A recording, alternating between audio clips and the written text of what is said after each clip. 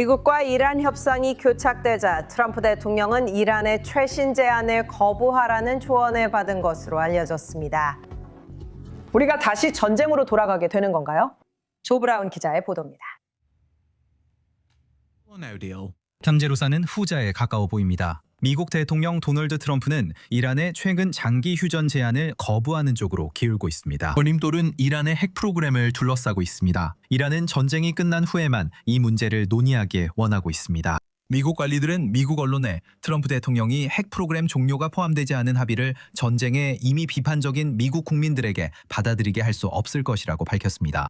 이란 측은 보도에 따르면 호르무즈 해협을 개방해 글로벌 공급망 문제를 완화하는 데 동의했지만 다시 한번 미국과 이스라엘이 전쟁을 재개하지 않겠다고 합의한 이후에만 그렇게 하겠다고 밝혔습니다. 미국 국무장관 마르코 루비오에 따르면 이러한 모든 점들이 진전이 없는 이유라고 합니다. 보도에 따르면 이란이 해협을 개방하겠다고 제안했지만 그들은 자국의 핵 프로그램에 대한 논의를 미루고 싶어 한다고 합니다. 트럼프 행정부가 이를 받아들일까요? 글쎄요. 다시 말씀드리지만 저는 이 문제에 대한 대통령의 의사결정에 대해 추측하지 않겠습니다. 핵 문제가 우리가 처음부터 이 일에 관여하게 된 이유라는 것만 말씀드리겠습니다. 한편 이란 외무장관 아바스 아락치는 월요일에 러시아 대통령 블라디미르 푸틴과 만나 양국의 전략적 관계를 높이 평가했습니다. 이는 파키스탄과 오만 방문에 이은 그의 셔틀 외교의 최신 방문입니다. 하지만 휴전 시한이 점점 다가오고 있습니다. 5날 전 트럼프는 협상팀의 이슬라마바드 방문을 중단하고 이란의 내부 갈등 해결을 위해 3-5일을 주겠다고 했습니다. 그리고 합의가 이루어질 가능성이 없어 보이는 상황에서 적대 행위가 재개되는 것은 시간 문제인 것 같습니다. 합의가 이루어지지 않는다면 그 다음에는 무엇이 일어날까요? 다시 말씀드리지만 그건 대통령이 결정할 일입니다. 먼저 모두에게 상기시키고 싶은 것은 이란에 대한 제재 수준이 매우 이례적이라는 점입니다. 이란에 대한 압박도 엄청납니다. 그리고 저는 더 많은 압박이 가해질 수 있다고 생각합니다. 이제 메릴랜드로 가보겠습니다. 저자이자 전 국무부 부장관인 조엘 루빈 씨가 함께합니다. 안녕하세요. 좋은 아침입니다. 좋은 아침입니다, 에밀리 씨. 그렇다면 전반적으로 워싱턴과 워싱턴 인사들 사이에서 대통령이 지금 이 상황, 즉 아직 아무것도 결론이 나지 않은 상황을 어떻게 처리할 것이라고 보는지 말씀해 주시겠어요? 네, 솔직히 말씀드리면 매우 혼란스러운 상황입니다. 워싱턴에서는 대통령이 협상에서 무엇을 원하는지 사람들이 확신하지 못하고 있습니다. 그리고 동시에 우리는 이란 측을 보고 있는데 그들 역시 의사결정 면에서 매우 혼란스러운 상태입니다. 그래서 상황이 매우 불확실합니다. 하지만 주요 목표가 몇 가지 있습니다. 보도에서 언급했듯이 그중에는 핵 프로그램과 호르무즈 해협 문제가 있습니다.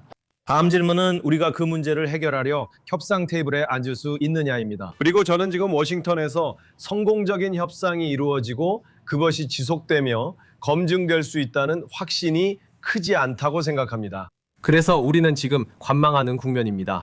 네, 제 말은 외교에 직접 관여하지 않아도 협상 경험에 비추어 볼 때 테러를 저지르는 사람들과의 협상에서 그건 나중에 다루자라고 말하는 것이 이상적인 합의가 아니라는 걸 알 수 있다고 생각해요.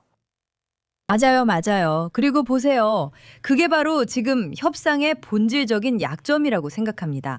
해결해야 할 여러 가지 문제가 있다는 거죠. 이란의 대리 세력 지원과 관련된 문제, 그리고 그들이 사용해서 대략 12나라, 사실상 중동의 거의 모든 나라, 이 전쟁에 직접 관여하지 않은 나라들까지도 공격했던 미사일 프로그램과 같은 문제들이 있습니다.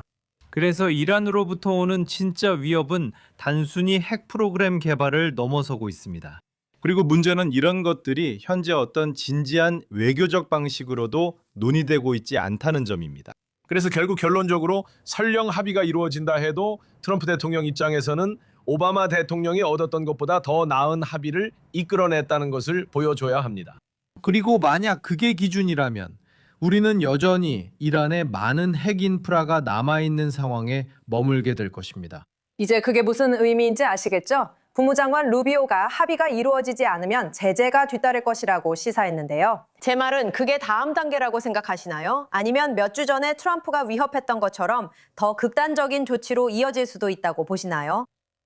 네, 다양한 해운 컨소시엄에 부과된 제재가 증가하고 상승세를 보이고 있습니다.